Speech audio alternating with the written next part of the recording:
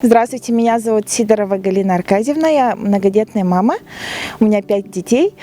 Я очень рада, что в Республике Саха-Якутия стартовала такая хорошая акция «Поможем маме». К нам пришли ребята-волонтеры с волонтерского движения и почистили нам снег, вывезли его, это так хорошо. Ну, как мы все знаем, глава республики 2022 год объявил Годом матери, и в рамках Года матери вот наш ресурсный центр добровольчества совместно с общественной организацией Матери России создали вот волонтерское движение «Поможем маме».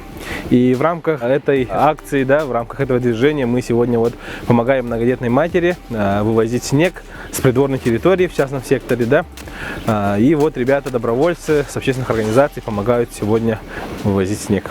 Движение только начинается, действительно, планов намного больше, много, и как раз сейчас составляется список нуждающихся матерей, которым нужна помощь, то есть оно может быть любой. Многодетные матери могут, конечно же, с проблемами обратиться в наше движение и получить от нас помощь. Чтобы обратиться к нам, это надо позвонить по телефону 508 892 508 893 и оставить заявку, либо же выйти вот на наше движение, ресурсный центр добровольчества и Матери России. Я хотела бы еще сказать большую благодарность, выразить большую благодарность Прасковье Петровне Борисовой за то, что она организовала такую отличную акцию.